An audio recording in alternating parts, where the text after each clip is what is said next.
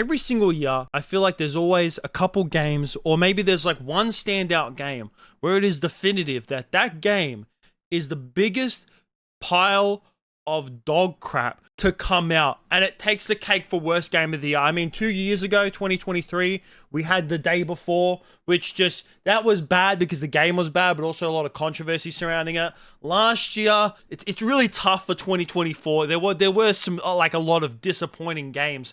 I really feel like, you know, maybe Concord could be up there, or even, I would say Skull and Bones, actually. Concord's more just infamously boring, but Skull and Bones is just horrible. But this year, it is only halfway through the year, and we hands down have the worst game to come out, maybe even in the last like few years. I have not seen a game this bad in so long, and it is called Mindseye. And at first, I got sent this in my group chat by one of my friends, and he was just like, bro, you gotta check this game out, how terrible it is. And at first, I was just like, oh, I saw the reviews on Steam, and I was just like, oh, what, is this game just boring?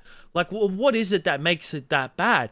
And then I started looking at gameplay of it. And thankfully, there's this YouTuber named Nick Tech. He posted a whole load of clips of it on his Twitter. So all of these are pretty much, most of these are from him. And oh my God, when I heard that this game was bad, I didn't realize to what extent it actually was. This game just doesn't even seem playable at this point. Like, I've seen, I know that some like YouTubers and streamers, I know Charlie or Penguin Zero, Moist Critical, however you know him, he's played the game all the way through, and even he says that it's literally 10 out of 10, hands down, worst game. But some of the gameplay that, like I said, like I'm probably showing over the screen now, it's just like NPC behavior is horrible. The way that the world is built around you, there's just traffic jams. The AI doesn't seem to work. And then also I saw from Nick Tech as well, which ones I won't post clips about, but this game has no police system whatsoever. And then on top of that, there's no melee combat. So it's literally just all run and gun with no melee combat. And I also saw Nick Tech post a video of him comparing it to GTA San Andreas, a 20-year-old game, and a game that's like came out legitimately 20 years ago. I can't remember exactly what year San Andreas came out, but I'm pretty sure it was like around 2004, I think it was, that San Andreas came out. And how is it that the NPC behavior and the game run so much better than it did a game that came out 20 years ago? It just doesn't make sense in my brain. And not just this, but apparently the game runs like absolute dog shit as well. The frame rate apparently gets locked up at 30 frames per second on like a PlayStation 5. And this is right here. This is like Nick Tech. He posted this screenshot once again of with his specs. And then also when it comes to like the frame rate that he was able to get. And this, oh my fucking God. The performance, so it's like, not only is the gameplay just mind-blowingly shit, and some of the like AI and the way that the game is designed altogether, where it just doesn't even seem like it's finished. It's just, on top of all of that, the game itself just runs terribly. This right here is a perfect example of a game that just should have stayed in development. I don't know how, like, this really baffles my brain of how the developers or publishers or whoever it was that like finalized and went, yep, this game is great to come out. This game is finished. We're releasing it. My mind is blown on who wrote off on this game. Like, I'm actually, my brain is like trying to comprehend this, because I'm studying game development at the moment, right? I'm starting to be a game developer, and I don't know how someone who's making a game can go ahead, look at this, and go, yep, it's ready for release. We're releasing it. We're done with it. And you might be saying, well, who the fuck is behind this? Like who is this game? Like, I didn't even hear about this game until it came out because of how bad it was. This is the person who is the director of this game. His name is Leslie Benzies. He's a Scottish video game producer, and you probably have never heard of him before, but you have 100% heard of the games that he has worked on in the past.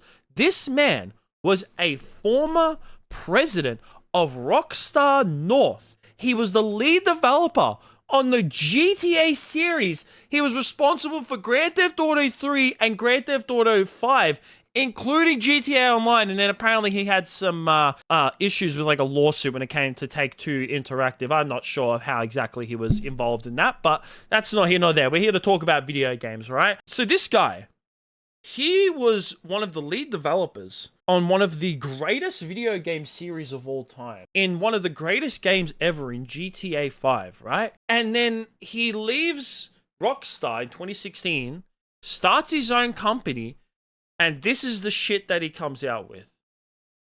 Not only that, but I saw when I was like doing research on this video, just like doing a little bit of like, oh, what's going on with this company, with him as well, is that this isn't the only game that they actually have in development.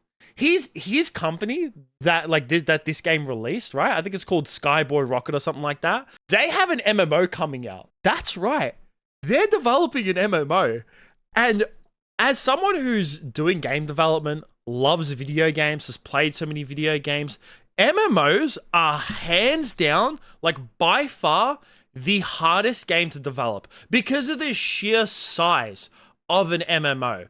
They are by far the hardest game to develop and also the hardest to get right. Like, how many MMOs come out and it's just, they're not good enough these days? Like, so many. Like, recently Dune Awakening came out and that was just a massive disappointment as well. And these guys can't even make like a GTA Cyberpunk knockoff, because it kind of gives like a little bit of Cyberpunk vibes, right? Is that they can't even fucking do that. They can't even make an open world game and then they think that they're going to develop an MMO. These guys have to be tripping. They have to be smoking something. And this gets even worse, is that the company, so the company's Build a Rocket Boy, that's what it's called. I couldn't remember just a few seconds ago when I was talking about it, is that some of their execs, a week before the game came out, left the studio. The chief legal officer and the chief financial officer left the company a week before the game came out. It's like they fucking knew that this game was going to be terrible. It's like they saw the product of this game. And I bet this is my theory, right? Is that Leslie, all right, this guy, he's worked on some of the biggest games of all fucking time, is that I feel like someone like that might have an ego. And he's probably like, no, we need to get this game out on date. We can't delay this game. And everyone was probably telling him, no, Leslie, the game's shit. There's so many bugs to it. We need to fix it. And he's like, no, the game's still coming out. And these execs were just like, fuck this, and just hop their asses out. Because honestly, that's why they would have left. Like, that's a week before a game comes out and you have executives leaving that studio, that's an automatic red flag. Like, that's 100% that this game should have been. I'm surprised I didn't hear anything about it last week when these execs left, because that's bad. Like I said, that's bad. If for executives to leave, like usually whenever a game flops, you hear about executives leaving like after the games come out and it flops, right? Like, you know, massive AAA game will come out, has potential, you know, people like think it might be good or whatever it may be, and then it absolutely fucking flops for whatever reason it is, and then execs leave. For an executive to leave a studio the week before the game comes out, that's bad.